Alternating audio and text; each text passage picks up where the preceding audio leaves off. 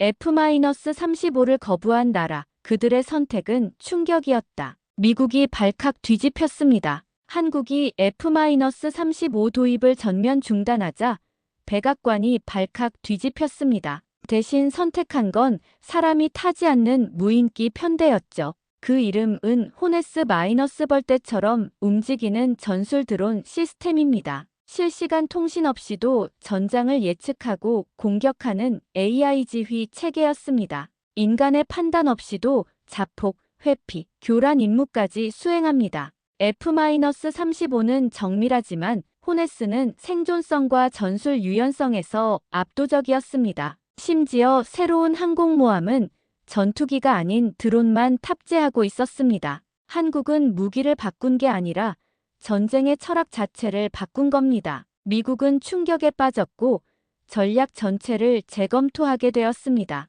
한국은 미래를 설계했다. 우린 과거의 무기를 고집했다. 과연 무슨 일이 생긴 걸까요?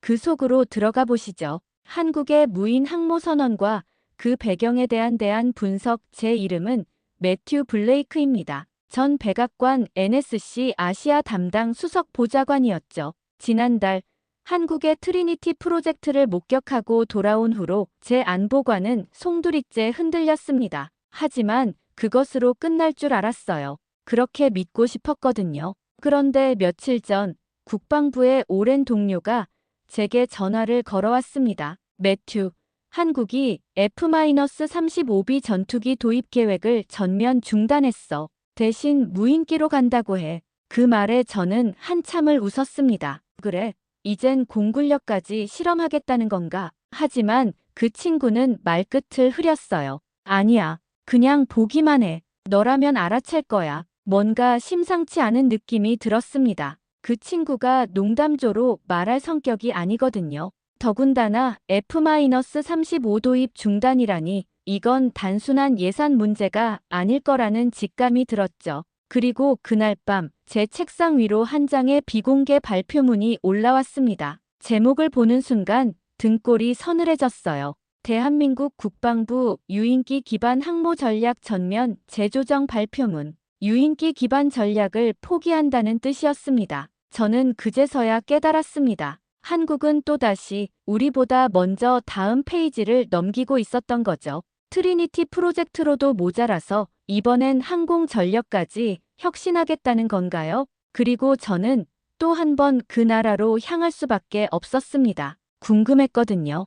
그들이 F-35를 포기한 이유가 단순한 예산 문제가 아니라면 대체 무엇을 만들고 있는 걸까? 무엇이 세계 최고의 전투기보다 더 매력적일 수 있을까? 그 답을 찾기 위해 저는 다시 한국행 비행기에 몸을 맡겼습니다. 비행기 안에서 계속 생각했어요. F-35는 단순한 전투기가 아닙니다. 그것은 미국이 주도하는 동맹 체계의 상징이자 첨단 기술의 결정체죠. 그걸 거부한다는 건 단순히 무기를 바꾸는 게 아니라 전략적 노선을 바꾸겠다는 뜻일 수도 있겠더군요. 서울에 도착한 다음 날, 저는 청와대 브리핑을 재생했습니다. 영상 속 국방부 대변인은 차분한 목소리로 말했어요. 대한민국은 향후 10년 내에 무인 항모 운용 능력을 완성할 것이며 유인 전투기 기반 도입 전략을 전면 재검토하겠습니다. 무인 항모. 저는 귀를 의심했습니다. 항공모함에서 무인기를 운용한다는 건 기술적으로 가능하지만 그것만으로 유인 전투기를 완전히 대체한다는 건 너무 급진적인 발상 아닌가요? 더군다나 F-35B는 수직 이착륙이 가능한 최첨단 전투기인데 말이죠. 이 발언은 곧 전 세계 군사 전문 매체의 일면을 장식했습니다. 워싱턴은 발칵 뒤집혔어요. F-35B는 단순한 전투기가 아니었거든요. 그것은 동맹국들 사이의 전략적 연결고리, 공중 무력 연동의 상징이었습니다. 미국이 만든 전장 생태계의 핵심이기도 했죠. 그걸 한국이 거절한 겁니다. 공식적인 이유는 자주 국방을 위한 독자 운영 체계 개발이었지만 그 이면엔 분명 다른 무언가가 있었어요. 제 경험상 이런 급작스러운 정책 변화에는 반드시 기술적 돌파구가 있기 마련이거든요. 저는 예감했습니다.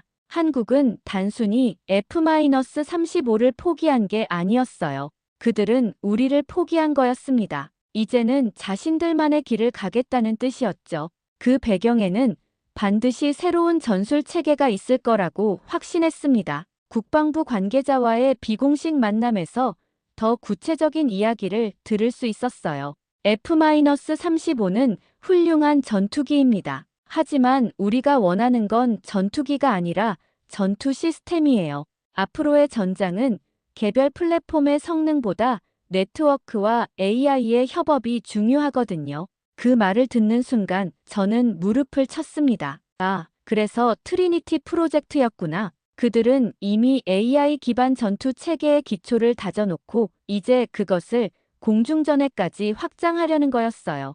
F-35 같은 단일 플랫폼으로는 구현할 수 없는 완전히 새로운 개념의 전투 체계 말입니다. 며칠 후 저는 방위사업청의 비공개 행사 초청을 받았습니다. 장소는 경북 포항의 무인체계 복합 실험장이었죠. 새벽 5시에 출발한 차량 안에서 저는 계속 생각했습니다. 한국이 F-35를 포기한 진짜 이유가 뭘까? 단순한 예산 문제라면 굳이 이렇게 극비 행사에 저를 초청할 필요가 있을까요? 입구에서 받은 배지는 낯선 이름을 새기고 있었습니다. HORNESS 플라이트 AI 디비전 TOP SECRET 호네스 익숙한 이름이었습니다. 불과 한 달 전 부산에서 본 트리니티 프로젝트 자료에서 잠깐 스쳐 지나간 단어였죠. 벌떼처럼 작동하는 자율 전술 드론 시뮬레이션에 붙은 이름이었습니다. 현장에서 만난 한 연구원은 조심스럽게 입을 열었습니다. 호네스는 전통적 함재기 운용을 대체하기 위한 차세대 편대 체계입니다. F-35가 정밀 전투기라면 호네스는 자율 전투 집단이죠. 그 말을 들은 순간 저는 무릎을 탁 쳤습니다. 아, 그래서 F-35를 거부한 거구나. 무인기 한 대가 아니라 네트워크로 연결된 무리 전체가 전장을 감시하고 공격하고 판단한다는 것이었습니다. 지휘관도 조종사도 없습니다. 딥러닝 AI가 모든 판단을 내리고 필요하면 자기 희생까지도 감수하도록 설계되어 있었죠. 이건 전투기가 아니라 전장의 지능을 만든 거네요. 저는 중얼거렸습니다. 연구원은 고개를 끄덕였습니다. 맞습니다. 우리는 무기를 만든 게 아니라 생각하는 편대를 만든 겁니다. 그 순간 저는 깨달았습니다. 한국은 단순히 F-35 대신 무인기를 선택한 게 아니었습니다. 그들은 전쟁의 패러다임 자체를 바꾸려 하고 있었던 거죠. 인간이 조종하는 전장에서 AI가 지배하는 전장으로 말입니다. 실험이 시작됐습니다. 멀리 활주로에서 드론 수십 기가 순차적으로 이륙합니다. 경량기, 고고도 정찰형, 전자전 기체, 그리고 스텔스 폭격 드론까지. 크기도 모양도 제각각이었죠. 하지만 신기한 건 그들이 서로 다른 임무를 지닌 채 하늘 위를 유영하듯 움직인다는 거였습니다. 무전은 없었습니다. 조종석도 없었습니다. 지시도 없었습니다. AI 지휘 노드 하나가 모든 드론을 실시간으로 통제하고 각 드론은 그 지휘에 따라 0.2초 단위로 포지션을 바꿉니다. 마치 한 마리의 거대한 생명체가 여러 개의 촉수를 움직이는 것 같았어요. 저기 보세요.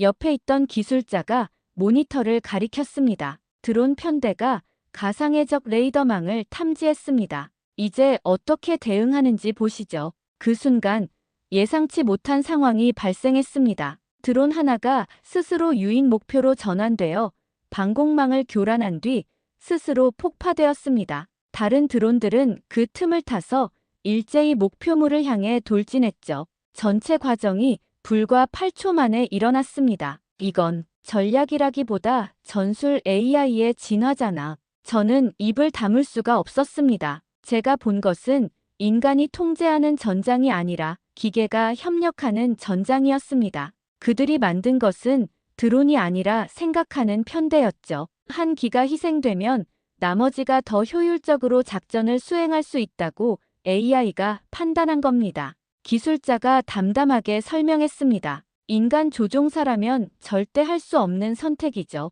하지만 AI에게는 단순한 최적화 문제일 뿐입니다. 저는 등골이 서늘해졌습니다. 이건 단순한 기술 발전이 아니었습니다. 전쟁의 윤리와 철학까지 바꾸는 혁명이었죠. 돌아오는 길, 저는 비행기 안에서 미국이 자랑해온 F-35를 다시 떠올렸습니다.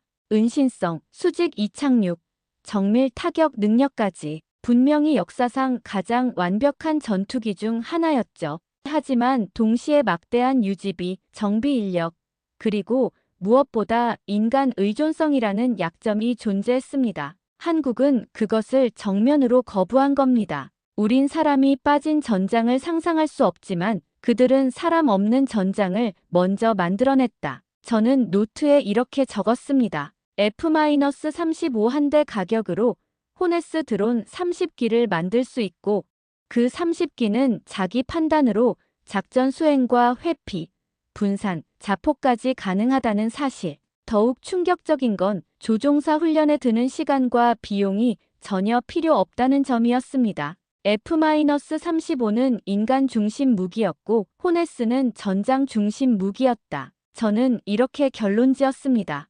F-35는 최고의 파일럿이 타야 그 성능을 발휘할 수 있지만 호네스는 AI가 모든 걸 해결해주죠. 더 생각해보니 한국의 선택이 이해가 되기 시작했습니다. 북한과 중국이라는 위협 앞에서 제한된 인력과 예산으로 최대의 효과를 내려면 무인 시스템이 답일 수밖에 없었겠죠. 하지만 그걸 실현할 기술력이 있다는 게 놀라웠습니다. 미국은 과거의 완벽함에 집착하고 있는 동안 한국은 미래의 가능성을 탐험하고 있었구나. 저는 씁쓸하게 웃었습니다. 우리가 판매하려던 F-35는 이미 구시대의 유물이 되어버린 셈이었죠. 다음 날 저는 호네스 편대의 실전 모의 전투 시뮬레이션을 참관했습니다. 이번엔 진짜 실력을 보여주겠다는 듯 가상의 적 항모전단을 상대로 한 복합 시나리오였죠. 드론 48기, 트리니티 통제 노드 2기, 그리고 방해 전파용 위성 데이터까지 활용한 대규모 작전이었습니다. 시뮬레이션 룸에서 대형 스크린을 보고 있는데 정말 영화를 보는 것 같았어요. 적 항모전단이 레이더로 탐지되는 순간 호네스 편대는 즉시 4개 그룹으로 분산되었습니다. 첫 번째 그룹은 전자전을 담당하고 두 번째는 정찰, 세 번째는 주 공격, 네 번째는 지원 및 엄호 역할이었죠. 시작됩니다. 통제관이 말했습니다. 하지만 그 후로는 아무것도 하지 않았어요. 그냥 지켜보기만 했습니다. 모든 판단과 실행은 AI가 알아서 했거든요. 단 15분, 적의 레이더가 마비됐고 호네스 편대는 4차례로 나뉘어 진입한 후 모의 탄두 15발을 모두 명중시켰습니다. 조종사 1명도 투입되지 않았고 전장 내 통신도 단 3초만 작동했습니다. 그 외는 전부 AI의 예측 행동이었죠. 이건 미국이 그토록 원했던 전장 독립 전투 체계야. 저는 탄성을 질렀습니다. 우리가 수십 년 동안 꿈꿔온 완전 자율 전투 시스템을 한국이 먼저 실현한 거였습니다. 더 놀라운 건 시뮬레이션 중에 예상치 못한 변수가 생겼을 때였습니다. 적이 새로운 방공 시스템을 가동시키자 호네스 편대는 실시간으로 전술을 변경했어요. 누구의 명령도 없이 스스로 판단해서 말입니다. 그 순간 저는 인정할 수밖에 없었습니다. 우리는 F-35를 판 게 아니다. 우리는 한국이라는 고객을 이해하지 못했던 거다. 그 후 저는 군산조선소를 방문했습니다. 거기선 거대한 구조물이 조립 중이었어요. 언뜻 보면 일반적인 항공모함 같았지만 자세히 보니 완전히 달랐습니다. 활주로가 없었거든요. 대신 수많은 작은 발사대와 회수 장치들이 빼곡히 들어서 있었죠. 박선우 박사, 트리니티 프로젝트 책임자였던 그분이 저를 맞아주었습니다. 이제는 함재기가 아닙니다. 이 배는 호네스 드론을 위한 노드 캐리어입니다. 박 박사의 설명을 들으니 이제 한국은 항공모함이 아닌 드론모함, AI 작전함을 설계하고 있었던 거였습니다. 전통적인 항공모함은 함재기를 보호하고 운용하는 게 목적이었죠. 하지만 이 배는 다릅니다. 드론들의 충전, 정비, 그리고 무엇보다 AI 네트워크의 중앙 허브 역할을 합니다. 박 박사는 자랑스럽게 말했습니다. 이런 배는 적에게 레이더로도 보이지 않고 가벼워서 바다 어디든 빠르게 전개 가능합니다. 정말 그랬습니다. 기존 항모의 절반 크기에 3배 빠른 속도, 그리고 스텔스 기능까지 갖춘 완전히 새로운 형태의 전투함이었죠. 한국이 선택한 것은 하늘의 지배가 아닌 데이터와 예측의 지배였습니다. 저는 중얼거렸죠. 이제 항모란 함재기를 싣는 게 아니라 정보를 싣는 플랫폼이군요. 맞습니다. 박 박사가 고개를 끄덕였습니다. 21세기 해전은 물리적 화력의 대결이 아니라 정보와 AI의 대결입니다. 이 배는 바다 위의 슈퍼컴퓨터라고 보시면 됩니다. 저는 가판을 걸으면서 생각했습니다. 미국이 아직도 거대한 핵항모를 고집하는 동안 한국은 이미 다음 세대의 해전을 준비하고 있었구나. 크기와 화력이 아닌 속도와 지능으로 승부하는 새로운 전장 말입니다. 저는 다시 백악관으로 돌아왔습니다. 보고서를 제출하면서 마지막으로 쓴 문장이 기억납니다. 미국은 무기를 수출했다. 한국은 미래를 설계했다. 사실 처음엔 이해할 수 없었습니다. 왜 한국이 검증된 F-35를 거부하고 위험한 실험을 하는지 말이죠. 하지만 직접 보고 나니 알겠더군요. 그들에게 F-35는 과거의 연장선이었고 호네스는 미래의 시작이었습니다. 우리가 만든 F-35는 역사상 가장 완벽한 유인 전투기일지 모릅니다. 하지만 한국이 만든 호네스는 인류 최초의 전장 생명체였습니다. 그들은 전투기를 버린 게 아니라 조종사라는 개념 자체를 뛰어넘은 거였죠. 더 중요한 건 이게 단순한 기술 경쟁이 아니라는 점입니다. 한국의 선택은 동맹국으로서 우리와 함께 가는 게 아니라 독자적인 길을 걷겠다는 선언이었어요. 그들은 더 이상 우리의 무기 체계에 의존하지 않겠다고 말한 거였습니다. 이제 세상은 바뀌었습니다. 한국이 보여준 것은 기술력만이 아니라 전략적 독립 의지였어요. 우리가 그 변화를 따라가지 않으면 다음 전쟁에서 우리는 미래가 아닌 과거의 무기들로 싸우게 될 것입니다. 그날 밤 저는 오랫동안 잠들지 못했습니다. 한국의 선택이 옳았는지 틀렸는지는 모르겠어요. 하지만 분명한 건 그들이 우리보다 한 발 앞서 미래를 내다보고 있다는 사실이었습니다. 그리고 그 미래에서 우리는 더 이상 절대적인 우위를 가지지 못할 거라는 점이었죠.